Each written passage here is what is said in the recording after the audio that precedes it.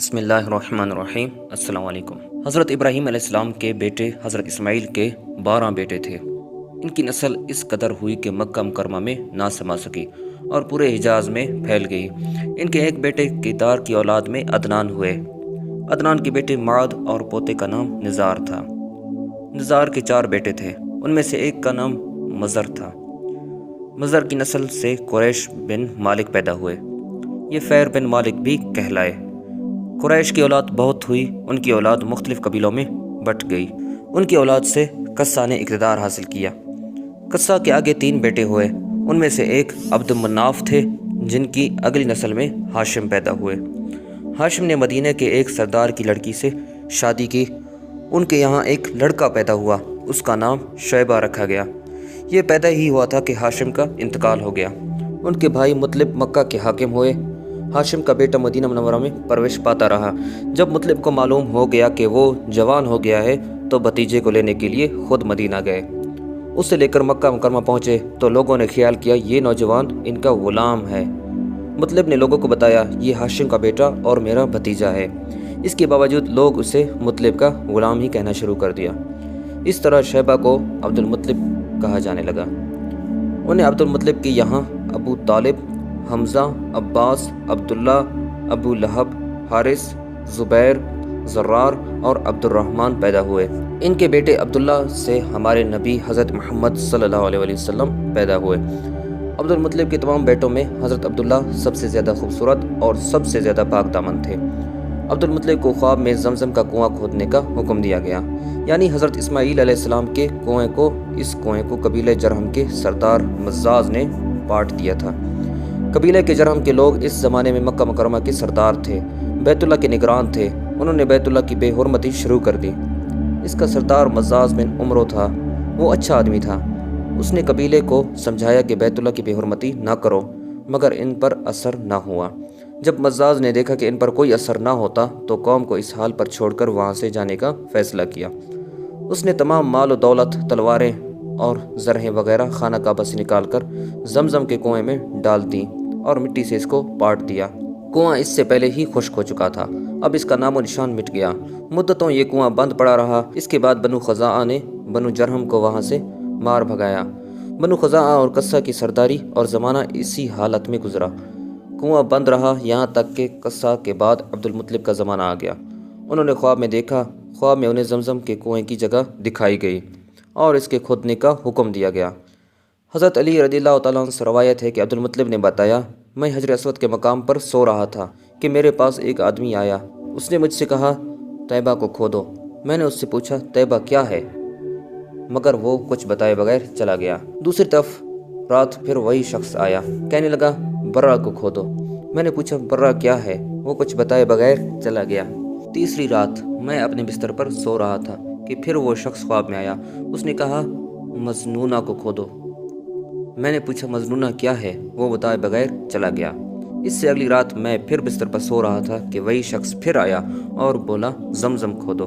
میں نے اس سے پوچھا زمزم کیا ہے، اس بار اس نے کہا زمزم وہ ہے جس کا پانی کبھی ختم نہیں ہوتا، جو حاجیوں کے بڑے بڑے مجموعوں کو سیراب کرتا ہے۔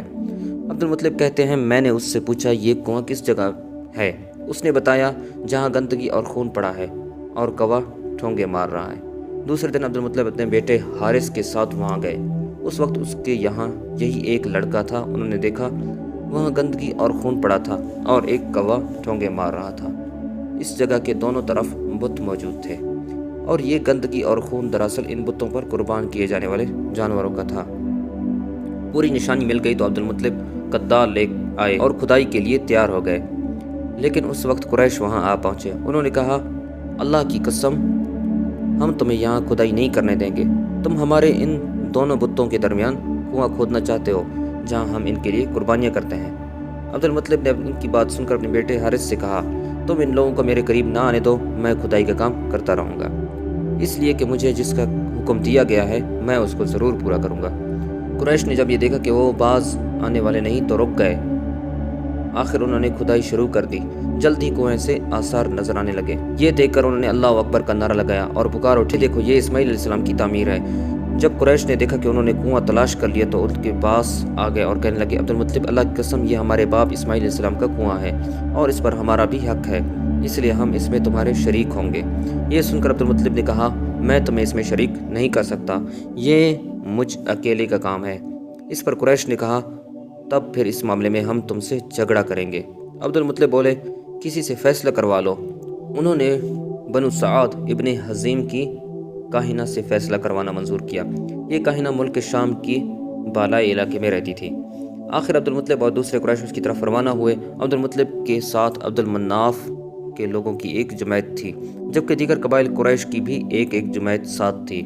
اس زمانے میں ملک حجاز اور شام کے درمیان ایک بیابان میدان تھا، وہاں کہیں پانی نہیں تھا۔ اس میدان میں ان کا پانی ختم ہو گیا، سب لوگ پیاس سے بے حال ہو گئے، یہاں تک کہ انہیں اپنی موت کا یقین ہو گیا۔ انہوں نے قریش کے دوسرے لوگوں سے پانی مانگا، لیکن انہوں نے پانی دینے سے انکار کر دیا۔ اب انہوں نے ادھر ادھر پانی تلاش کرنے کا ارادہ کیا۔ عبدالمطلب اٹھ کر اپنی سواری کے پاس آئے، جو ہی اس کی سواری اٹھی اس کے پاؤں کے نیچے سے پانی کا چشمہ ابل پڑا۔ پانی کو دیکھ کر اللہ اکبر کا نعرہ لگایا۔ پھر عبدالمطلب سواری سے اتر آئے، سب نے خوب سیر ہو کر پانی پیا اور اپنے مشکیزیں بھر لیے۔ اب انہوں نے قریش کی دوسری جماعت سے کہا آؤ تم بھی سیر ہو کر پانی پی لو۔ اب وہ بھی آ گئے اور خوب پانی پیا۔ پانی پینے کے بعد وہ بولے اللہ کی قسم اے عبدالمطلب یہ تو تمہارے حق کا فیصلہ ہو گیا، اب ہم زمزم کے بارے میں تم سے کبھی جھگڑا نہیں کریں گے۔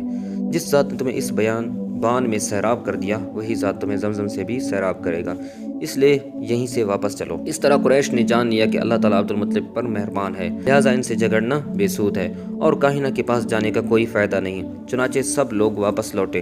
واپس آ کر عبدالمطلب نے پھر کنویں کی کھدائی شروع کی۔ ابھی تھوڑی سی کھدائی کی ہوگی کہ مال و دولت، تلواریں اور زریں نکل آئیں، اس میں سونا اور چاندی وغیرہ بھی تھی۔ یہ مال و دولت دیکھ کر قریش کے لوگوں کو لالچ نے گھیرا۔ انہوں نے عبدالمطلب سے کہا عبدالمطلب اب اس میں ہمارا بھی حصہ ہے۔